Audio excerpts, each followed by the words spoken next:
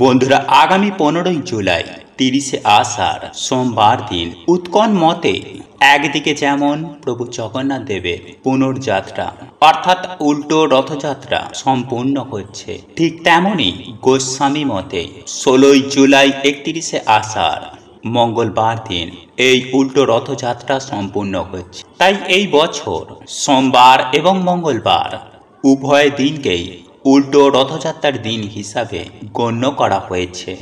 বন্ধুরা, শাস্ত্রমতে উল্টো রথের দিনটিকে সর্বদোষমুক্ত দিন হিসাবে শাস্ত্রে বর্ণনা করা হয়েছে। অর্থাৎ এই দুই দিনের মধ্যে যে কোনো দিন আপনি যে কোনো রকমের শুভ কাজ করতে পারবেন, তাতে পঞ্জিকা দেখার দরকার হয় না। তাই বন্ধুরা, এই দিনে করা আমাদের কিছু ভুল আমাদের সৌভাগ্যের দরজা বন্ধ করে দেয়। এছাড়াও পরমেশ্বর ভগবান শ্রীকৃষ্ণ বলছেন বন্ধুরা, যে প্রভু জগন্নাথ দেবের কৃপা প্রাপ্ত করার জন্য, বাড়িতে সুখ শান্তি সমৃদ্ধি বজায় রাখার জন্য আমাদের কিছু কাজ বন্ধুরা এই দিন ভুলেও করতে নেই। তাই বন্ধুরা, আজকে আমি আমার এই ভিডিওটির মাধ্যমে আপনাদেরকে জানিয়ে দেব যে এই পবিত্র রথযাত্রার দিন আপনারা কি কি করবেন না, কোন খাবার খাবেন না এবং কোন খাবারটি আপনারা অবশ্যই এই দিন গ্রহণ করবেন। তাই বন্ধুরা, অবশ্যই ভিডিওটি পুরো দেখবেন। চলুন এইবার মূল আলোচনায় প্রবেশ করা যাক।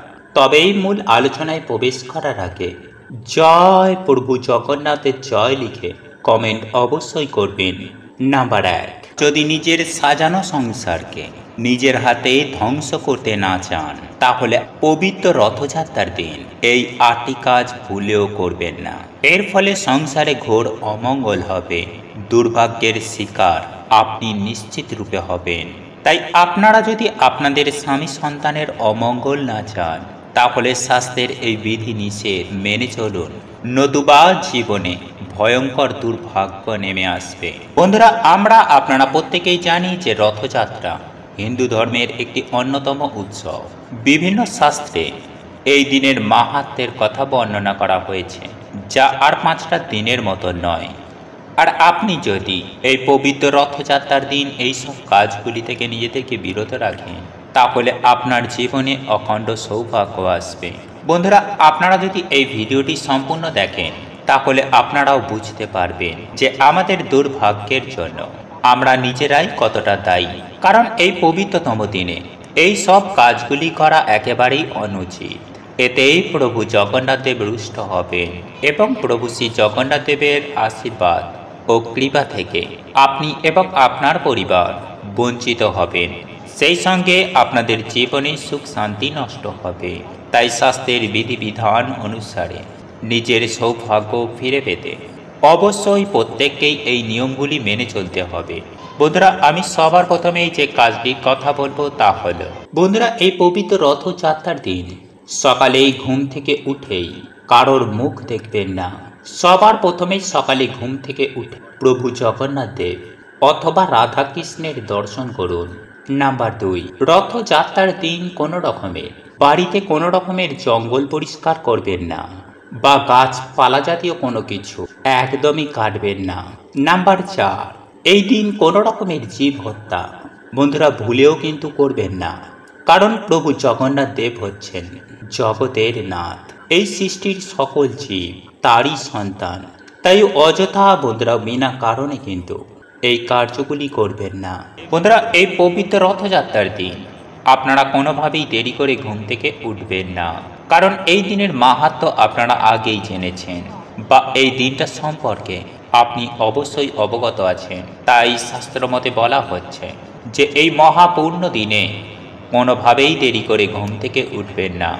তাই সকাল সকাল ঘুম থেকে উঠে পড়ুন, স্নান করে শুদ্ধ বস্ত্র পরিধান করে আপনি প্রভু জগন্নাথ দেবের যে কোনো মন্ত্র পাঠ করতে পারেন, সূর্যদেবের উদ্দেশ্যেই প্রণাম জানাতে পারেন। এতে আপনার জীবনে সৌভাগ্য ফিরবে। যাই হোক বন্ধুরা, এরপর দ্বিতীয় আমি যে কাজটির কথা বলবো তা হলো, পুজোর স্থানে কোনোভাবেই চটি বা জুতো পরে ভুলেও যাবেন না। এতে আপনার জীবনে চরম ভয়ঙ্কর দারিদ্রতা নেমে আসবে, সেই সঙ্গে মহাপাপে ডুববেন। হ্যাঁ বন্ধুরা, একই সঙ্গে আপনারা কোনোভাবেই প্রভু শ্রী জগন্নাথ দেবের আশীর্বাদ ও কৃপা পাবেন না। প্রভু শ্রী জগন্নাথ দেব আপনার প্রতি রুষ্ট হবেন। তাই পুজোর স্থানে কোনোভাবে চটি বা জুতো পরে নিজের বিপদ নিজে ডেকে আনবেন না। বন্ধুরা, আপনিই পারেন আপনার সৌভাগ্যের চাবিকাঠি খুঁজে পেতে।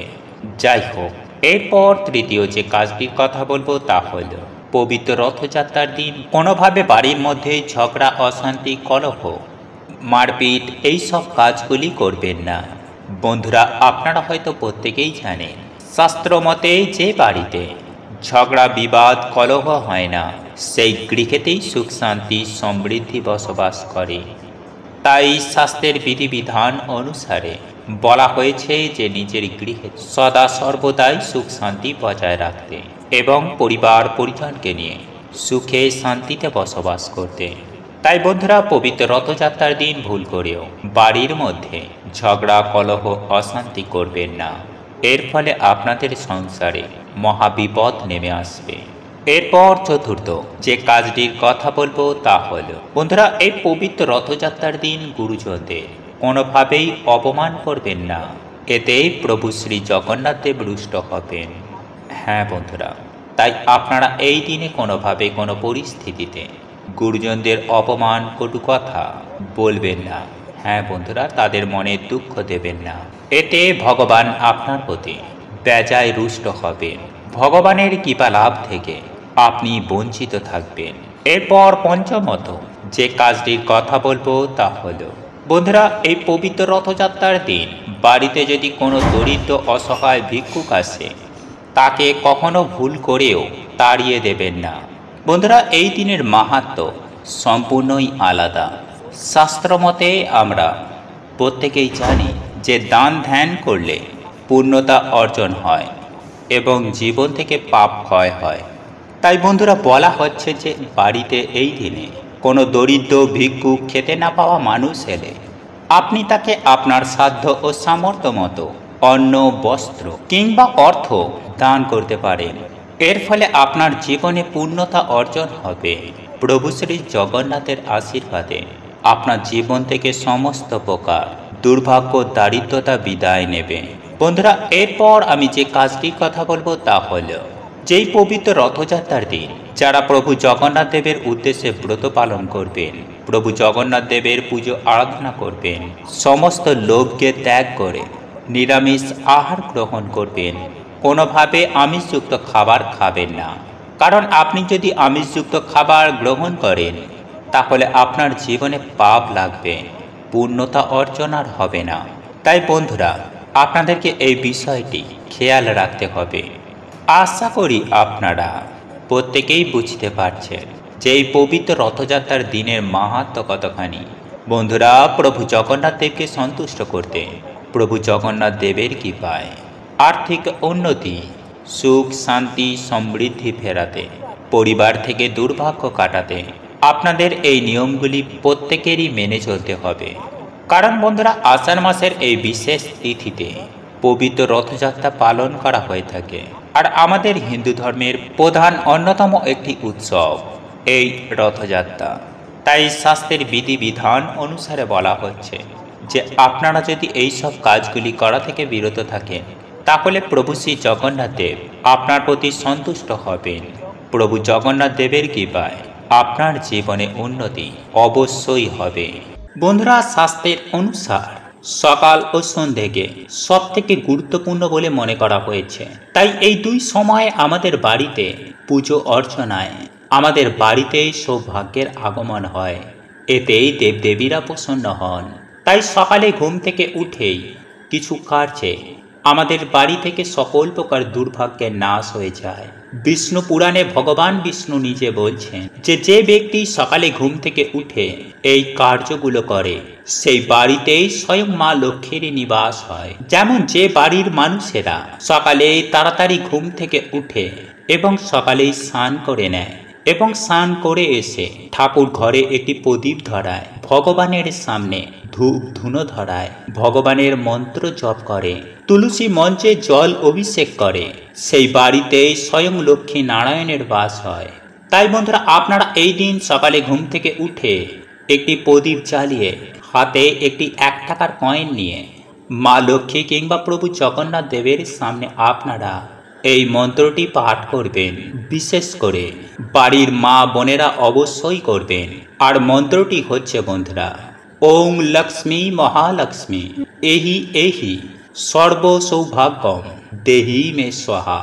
বন্ধুরা, এইভাবে আপনারা এই মন্ত্রটি পাঠ করে তারপর সেই টাকাটিকে আপনারা মা লক্ষ্মীর চরণে রেখে দেবেন। এছাড়াও বন্ধুরা, এই পবিত্রতম দিনে এই মন্ত্রটিও আপনারা জপ করে এই টাকাটিকে রাখতে পারেন। মন্ত্রটি হল নীলাচল নিবাসায় নিত্যায় পরমাত্মনে বলভদ্র সুভদ্রাং শ্রী জগন্নাথায় নমো নমঃ। বন্ধুরা, এই মন্ত্রটিও আপনারা যদি 3 বার জপ করতে পারেন তাহলে দেখবেন কিছু দিনের মধ্যেই আপনাদের বাড়িতে কেমন সুখ শান্তি ও সমৃদ্ধির আগমন ঘটেছে। আপনাদের বাড়ি থেকে সকল দুর্ভাগ্যের নাশ হয়ে যাবে। যাই হোক বন্ধুরা, এইবার আমি আপনাদেরকে জানিয়ে রাখি পবিত্র রথযাত্রার দিন কোন ফলটি পেলে আপনারা একদম হাতছাড়া করবেন না। তা হলো বন্ধুরা কাঁঠাল। হ্যাঁ বন্ধুরা, পাকা কাঁঠাল আপনারা যেখানেই দেখতে পান না কেন আপনারা এই ফল বাড়িতে কিনে আনুন এবং সন্ধ্যাবেলায় প্রভু জগন্নাথ দেবের যদি কোনো চিত্র বা মূর্তি থেকে থাকে তাহলে প্রভু জগন্নাথ দেবের কাছেই আপনারা ভোগ হিসাবে নিবেদন করুন। আর যদি প্রভু জগন্নাথ দেবের কোনো মূর্তি বা চিত্র না থেকে থাকে তাহলে স্বয়ং পরমেশ্বর ভগবান শ্রীকৃষ্ণ রাধা রানীর কাছে এই ফল ভোগ হিসাবে নিবেদন করুন। তবে ভগবান শ্রীকৃষ্ণ অথবা প্রভু জগন্নাথ দেব আপনারা যেখানেই এই ফল ভোগ হিসাবে নিবেদন করুন না কেন এই ফলের সাথে তুলসী পাতা অবশ্যই নিবেদন করবেন। তারপর আপনারা আপনাদের সাধ্য ও সামর্থ্য মতো ভগবানের পুজো আরাধনা করে এই ফল প্রসাদ স্বরূপ সপরিবারে গ্রহণ করবেন। দেখবেন সারা বছর যেমন ভগবানের কৃপায় সুস্থ নিরোগ থাকবেন, ঠিক তেমনই আপনাদের জীবনে সারা বছর টাকার বৃষ্টি হবে। হ্যাঁ বন্ধুরা, এই ফল হলো সৌভাগ্যের চাবি। তাই এই ফল যদি এই দিন আপনারা নিশ্চিন্তে খেয়ে নিতে পারেন তাহলে আপনাদের জীবনে তথা আপনাদের বাড়িতে অর্থ সুখ শান্তি সৌভাগ্যে ভরে উঠবে। স্বয়ং প্রভু জগন্নাথ তিনি মাসির বাড়ি থেকে নিজ বাড়িতে ফিরবেন। তাই শাস্ত্রমতে এই দিন অত্যন্ত পবিত্র একটি দিন, কারণ এই দিন থেকেই যিনি জগতের নাথ স্বয়ং প্রভু জগন্নাথ তিনি নিজ গর্ভগৃহ থেকে এই জগৎবাসীকে আরও একটি বছর দর্শন দেবেন এবং আশীর্বাদ প্রদান করবেন। তাই এই দিনে আমাদের করা সামান্য কিছু কার্যে আমরাও প্রভু জগন্নাথ দেবের আশীর্বাদ লাভ করতে পারি, যাতে আমাদের জীবনে সুখ শান্তি সমৃদ্ধি সমস্ত কিছুই বজায় থাকে। এক কথায় বলতে গেলে যাতে আমরা রাজার হালে কাটাতে পারি। বন্ধুরা, আমি সবার প্রথমেই আপনাদেরকে জানিয়ে রাখি যে আপনারা যারা অক্লান্ত কঠোর পরিশ্রম করছেন কিন্তু তার সত্ত্বেও সফলতা পাচ্ছেন না, জীবনে বারংবার ব্যর্থতা আসছে, কোনো কাজই আপনার জীবনে সফলতা এনে দিচ্ছে না। বন্ধুরা, এই সব সমস্যার হাত থেকে আপনারা খুব সহজেই মুক্তি পাবেন। এই উপায় বা ক্রিয়াটি করার পর থেকে আপনারা প্রত্যেকটি কাজে সফলতা পাবেন। ঠিক তেমনই এর পাশাপাশি আপনার জীবনে কোনো বিপদ আপদ এসে আপনার কোনো ক্ষতি করতে পারবে না। আপনি খুব সহজেই আপনার পরিবার পরিজনকে নিয়ে সুখে শান্তিতে বসবাস করতে পারবেন। বন্ধুরা, আমাদের প্রত্যেকের জীবনে সুখ শান্তি সমৃদ্ধি থাকাটা একান্ত প্রয়োজনীয়। আর এ কারণেই আমরা প্রত্যেকেই হাড় ভাঙা অক্লান্ত কঠোর পরিশ্রম করি শুধুমাত্র সুখ শান্তিতে থাকার জন্য, কিন্তু তারপরেও আমরা কেউ সফলতা পাই না। আর এর কারণ হলো একটাই, আর তা হলো আমরা শাস্ত্রের বিধি বিধান অনুসারে চলি না। হ্যাঁ বন্ধুরা, আপনারা একেবারে ঠিকই শুনছেন। আমরা প্রত্যেকেই যদি শাস্ত্র মতে শাস্ত্রের বিধি বিধান নিষেধ মেনে চলি তাহলে আমাদের জীবনে ভগবানের আশীর্বাদে সুখ শান্তি সমৃদ্ধি সমস্ত কিছুই থাকবে। তাই আজ আমি আপনাদেরকে এই ভিডিওটির মাধ্যমে আপনাদেরকে এমন একটি জিনিসের কথা বলবো, সেটি যদি মিশিয়ে এই দিন স্নানের জলে মিশিয়ে স্নান করতে পারেন তাহলে শাস্ত্রমতে এটাই মনে করা হয় যে আপনার জীবনে সমস্ত প্রকার বাধা বিপত্তি কেটে যাবে এবং আপনার শরীর থেকে নেগেটিভ এনার্জি সুনিশ্চিতভাবে দূর হয়ে যাবে। বন্ধুরা, আমরা প্রত্যেকেই জানি যে সদা সর্বদাই নেগেটিভ এনার্জি সর্বত্র বিরাজ করছে, এবং আমরা প্রত্যেকে এটাও জানি যে আমাদের মধ্যে নেগেটিভ এনার্জি থাকলে কখনোই আমরা জীবনে সফলতা পাব না। আমাদের জীবনে একের পর এক বাধা বিপত্তি নেমে আসবে। তাই আজ আমি আপনাদের উদ্দেশ্যে এটাই বলবো যে আপনারা এই দিন এই নিয়মগুলি মেনে চলুন এবং নিজেদেরকে নেগেটিভ এনার্জি থেকে মুক্ত করুন। বন্ধুরা, শাস্ত্র মতে উল্টো রথযাত্রার দিন স্নানের জলে নিম পাতা মিশিয়ে স্নান করলে জীবন থেকে সকল প্রকার বাধা বিপত্তি সুনিশ্চিতভাবে দূর হয়ে যায় এবং শরীর থেকে নেগেটিভ এনার্জি এক চুটকিতে দূর হয়ে গিয়ে বিপুল পরিমাণে পজিটিভ এনার্জি প্রবেশ করে, যার ফলে আপনি খুব সহজেই জীবনে সফলতা পাবেন। তাই প্রত্যেকেই এই দিনে স্নানের জলে নিম পাতা মিশিয়ে স্নান অবশ্যই করুন। দেখবেন এতে আপনার সকল পাপ ধুয়ে যাবে এবং এরই ফলে প্রভু জগন্নাথ দেবের আশীর্বাদ ও কৃপায় আপনার জীবনে বিশেষ ফল পাবেন। বন্ধুরা, এই ছিল আজকের ভিডিওটি ভালো লাগলে শেয়ার অবশ্যই করবেন এবং আমাদের এই চ্যানেলে এখনো পর্যন্ত নতুন থাকলে চ্যানেলটি সাবস্ক্রাইব করে পাশে থাকা নোটিফিকেশন বেল আইকনটি অন করে রাখবেন। তাহলে নতুন কিছু জানতে পারবেন, নতুন কিছু শিখতে পারবেন। জয় শ্রীকৃষ্ণ, রাধে রাধে। প্রভু আপনাদের সকলের মঙ্গল করুক। আপনারা সুস্থ থাকবেন, ভালো থাকবেন। নমস্কার, ধন্যবাদ।